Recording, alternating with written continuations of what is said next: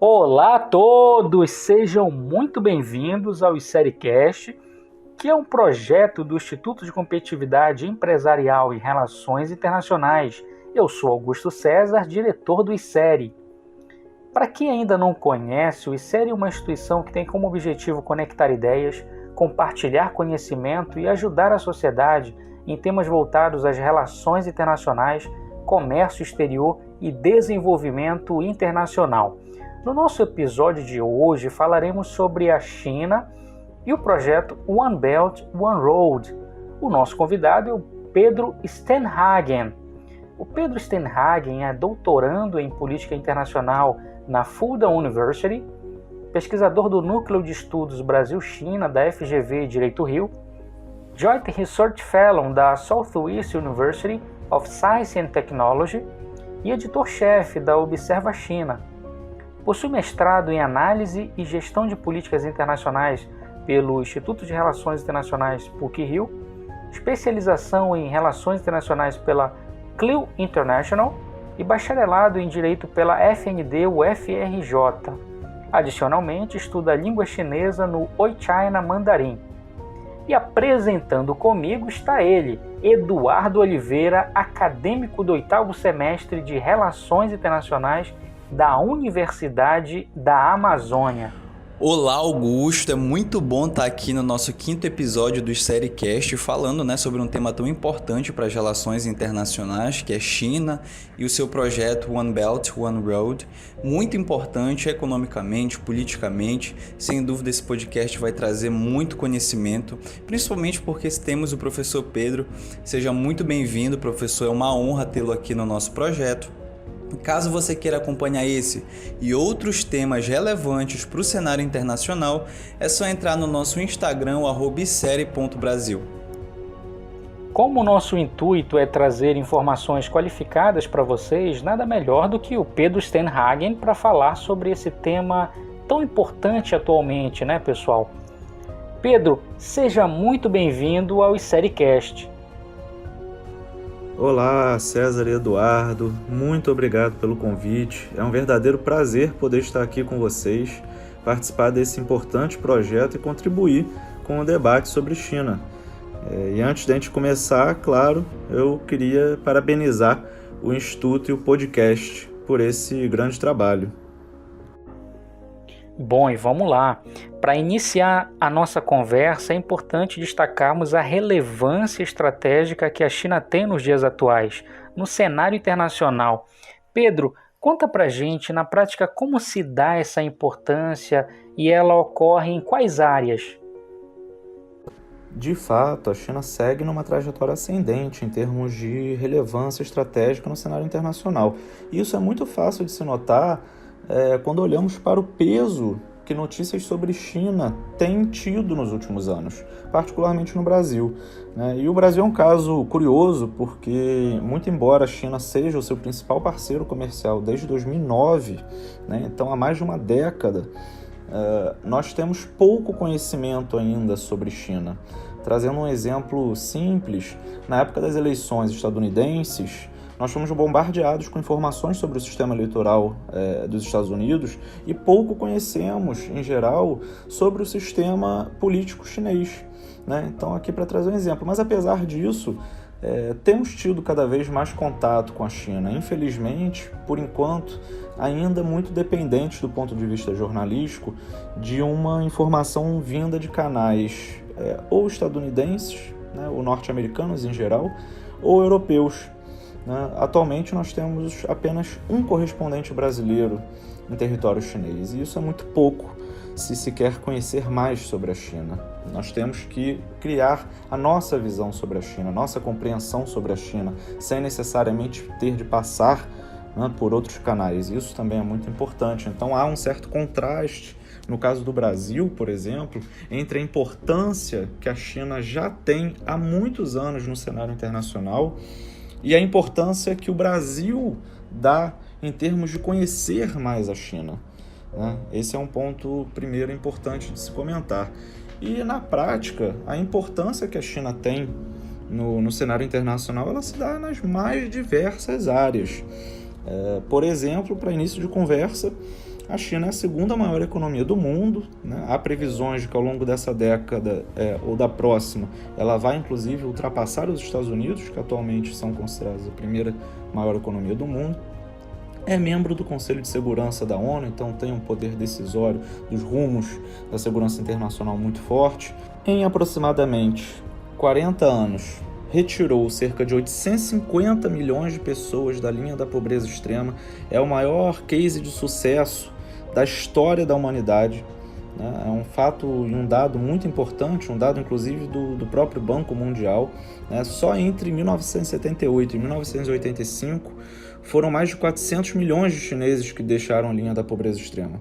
Então isso é de uma importância gigantesca.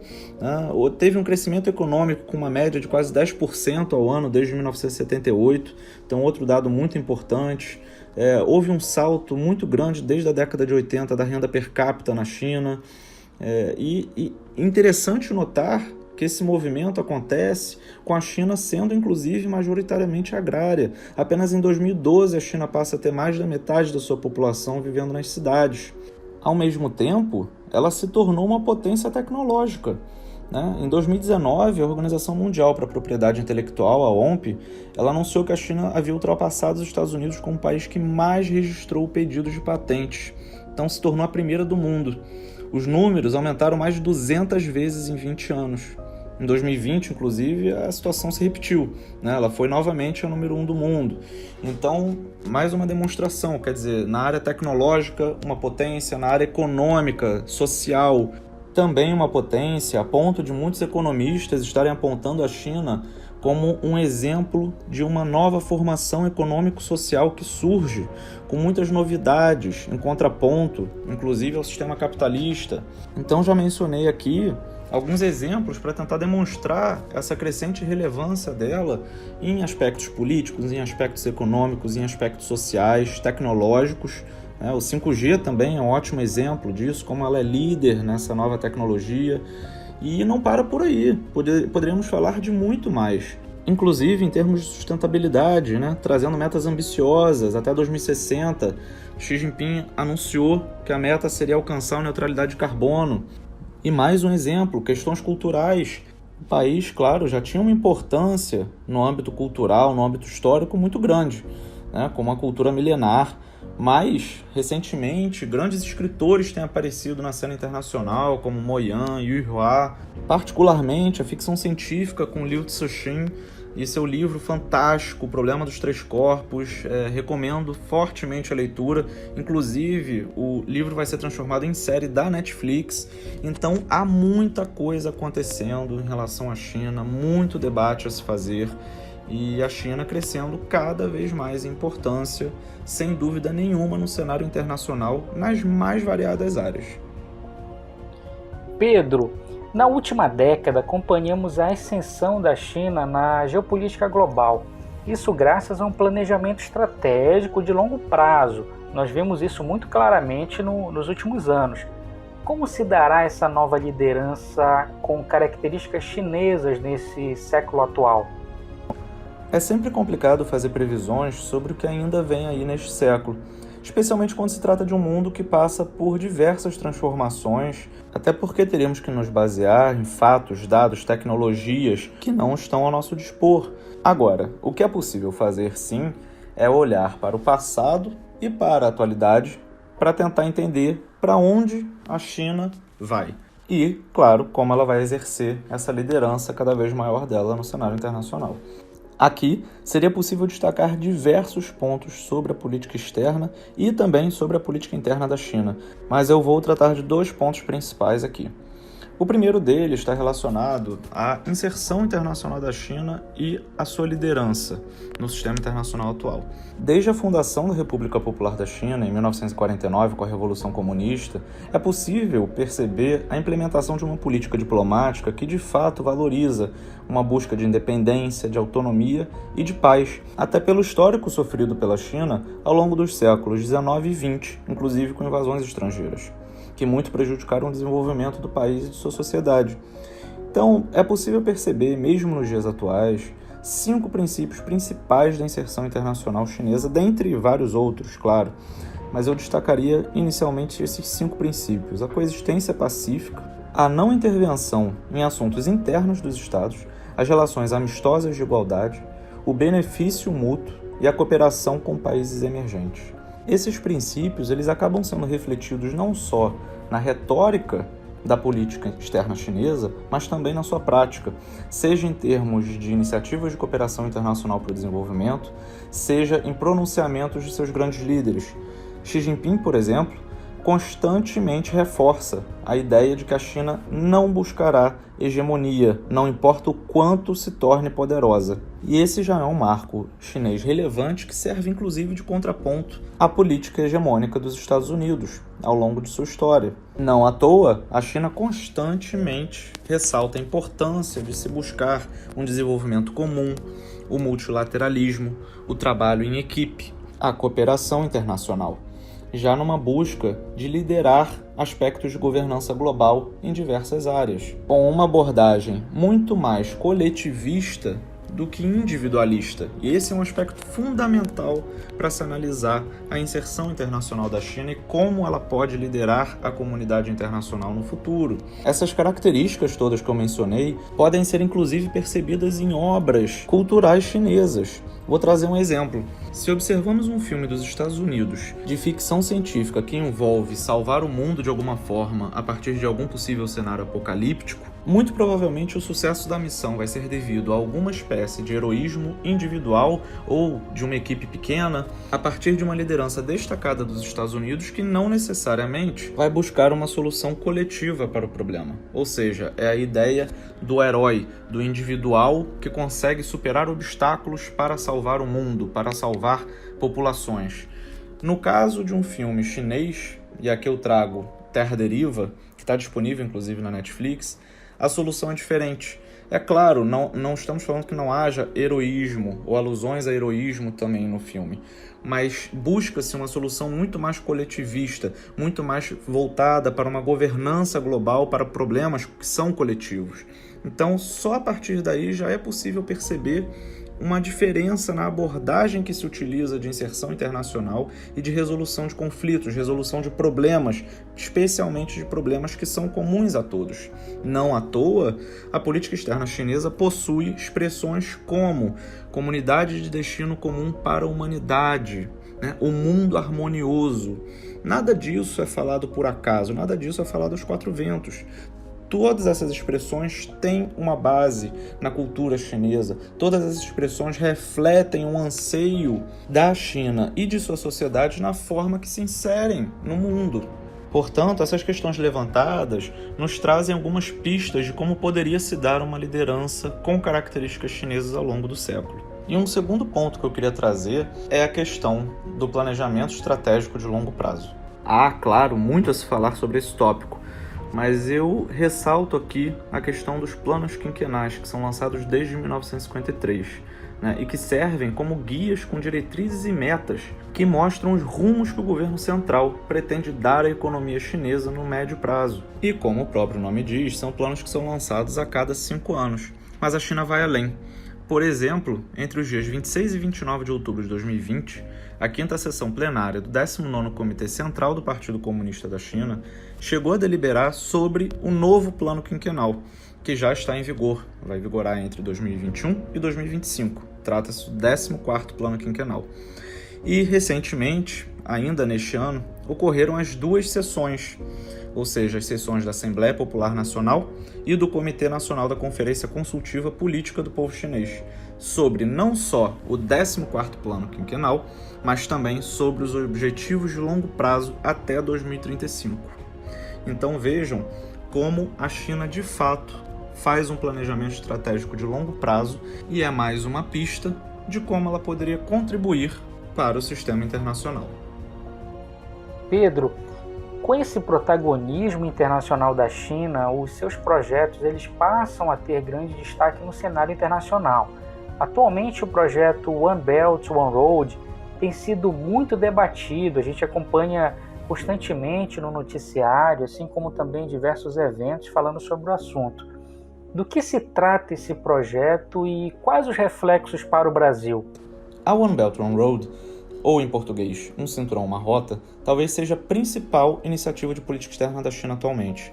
E vale mencionar que ela também pode ser referenciada por outros nomes, inclusive Belt and Road Initiative, ou Iniciativa Cinturão e Rota, e também a Nova Rota da Seda. E bom, antes de eu falar da Nova Rota da Seda, vale fazer aqui um retrospecto bem rápido sobre o que era a Rota da Seda original. Então ela era uma rede de rotas comerciais que conectavam a China, de uma maneira geral, ao Oriente Médio e à Europa.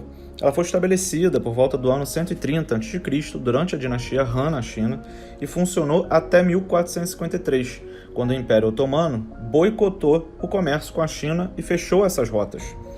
E essas rotas tiveram um imenso impacto para muito além do comércio, inclusive em termos culturais.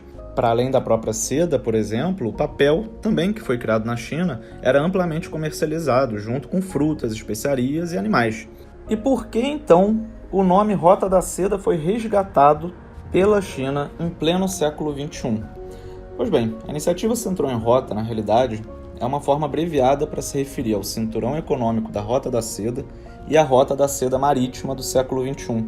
Ela foi proposta por Xi Jinping em 2013 e visa, olha aí, a conectar a Ásia, a Europa e a África. Esse era seu plano original, que remonta então às rotas da seda antigas. E o objetivo principal, eu diria, da nova Rota da Seda é também promover planos de desenvolvimento conjuntos e medidas para fazer avançar a cooperação regional e internacional entre os países envolvidos. E ela tem 5 prioridades principais: a coordenação de políticas, a promoção de conectividade, o estímulo ao comércio, a integração financeira e o intercâmbio entre os povos. Então vejam como o componente cultural aparece mais uma vez também na nova iniciativa.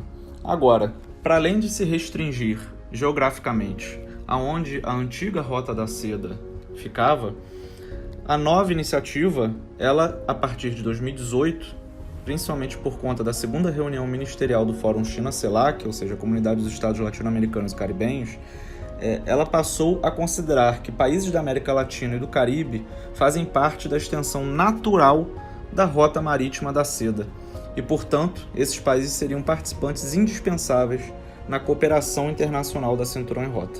Isso, inclusive, ficou registrado na própria Declaração de Santiago, e de lá para cá, 19 de 33 países assinaram memorandos de entendimento com a China. Agora, onde está o Brasil nisso tudo, né? O Brasil ainda não participa oficialmente, mas, apesar disso, os investimentos chineses já estão em território nacional há muito tempo. E em grandes quantidades, conforme mostram inclusive os estudos promovidos pelo Conselho Empresarial Brasil-China, que demonstram que ao longo da última década, o Brasil foi de fato o centro de gravidade dos investimentos chineses na América Latina, sendo destino inclusive de praticamente metade dos aportes na região.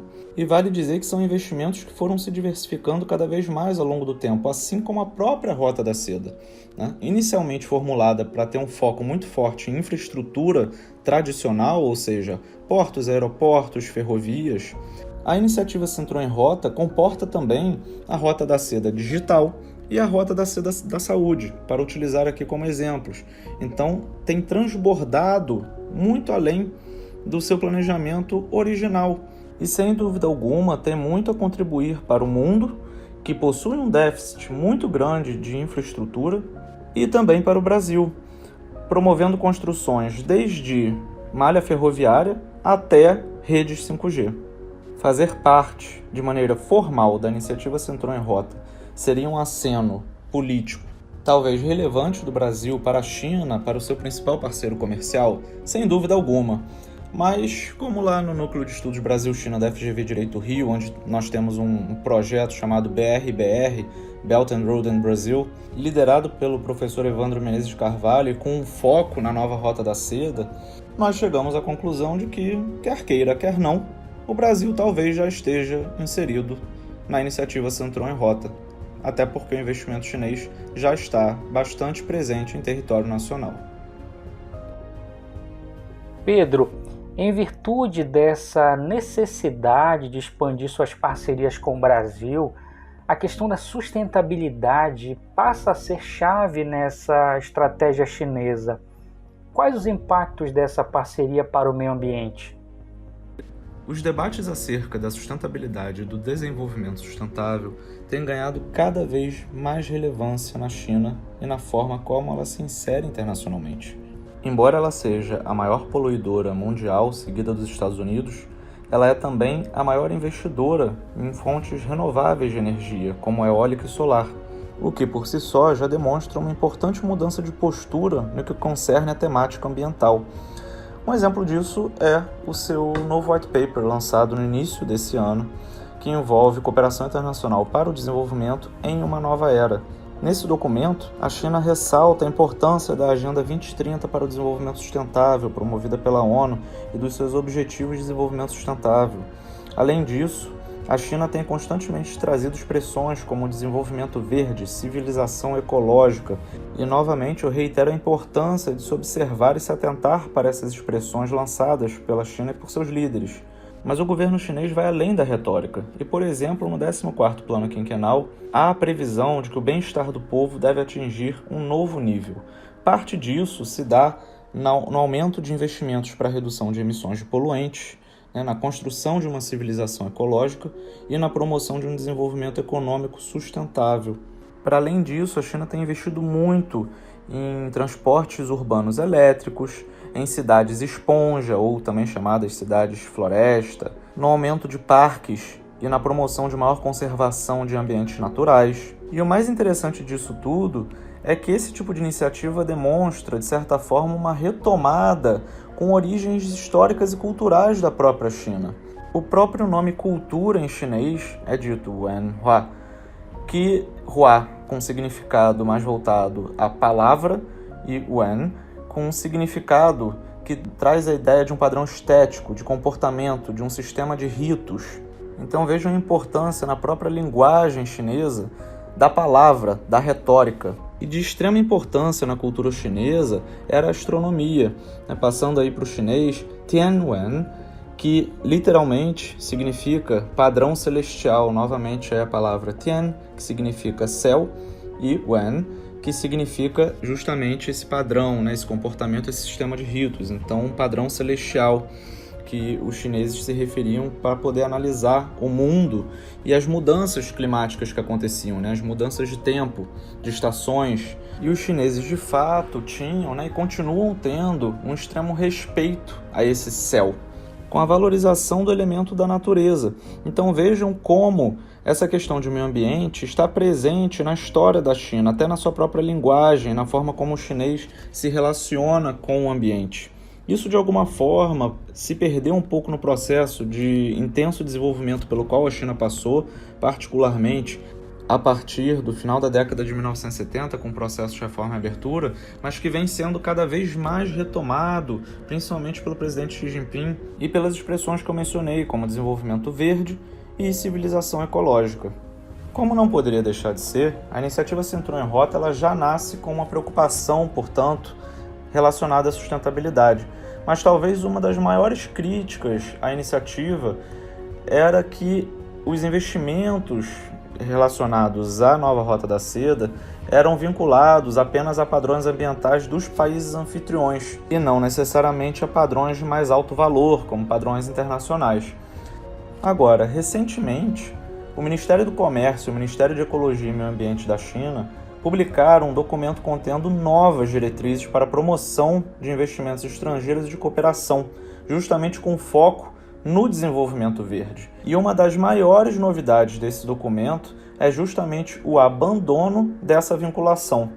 Então, o documento ele passa a estipular que quando padrões locais forem insuficientes, as companhias devem seguir regras e padrões verdes internacionais, o que abre caminho, então, para a implementação de padrões muito mais altos nos projetos de infraestrutura que acontecem ao longo da nova Rota da Seda.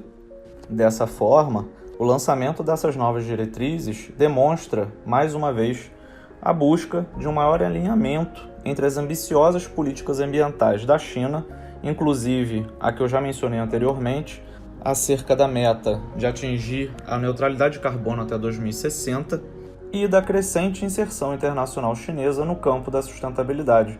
Agora, sem dúvida alguma, o sucesso da agenda ambiental da China, tanto do ponto de vista doméstico quanto do ponto de vista internacional, o que perpassa a iniciativa Cinturão em Rota, vai demandar esforços de todos os atores da sociedade, então desde os setores público e privado até as organizações da sociedade civil e a população. Pedro, após as suas brilhantes contribuições, explanações a respeito da China e da sua estratégia, eu só posso agradecer pela sua participação conosco. Fique à vontade agora para as suas considerações finais. Bom, para fechar, eu queria agradecer mais uma vez o convite, elogiar a excelente condução feita por vocês, César e Eduardo, e parabenizá-los pelo projeto e pela excelente escolha de tema para conversarmos aqui hoje. Por fim, eu também gostaria de deixar um agradecimento especial registrado aqui à minha querida Universidade Fudan, localizada em Xangai, na China, e em termos de Brasil, ao Núcleo de Estudos Brasil-China da FGV Direito Rio e à rede Observa China, ambientes dos quais eu faço parte e que acrescentam muito ao debate sobre China no Brasil e no exterior. Muito obrigado, foi um imenso prazer e uma honra estar aqui com vocês. Olha, César, o debate está excelente, são contribuições bem profundas que o professor Pedro está trazendo para a gente e por isso eu convido a todos vocês a acompanhar as nossas redes sociais e o nosso trabalho.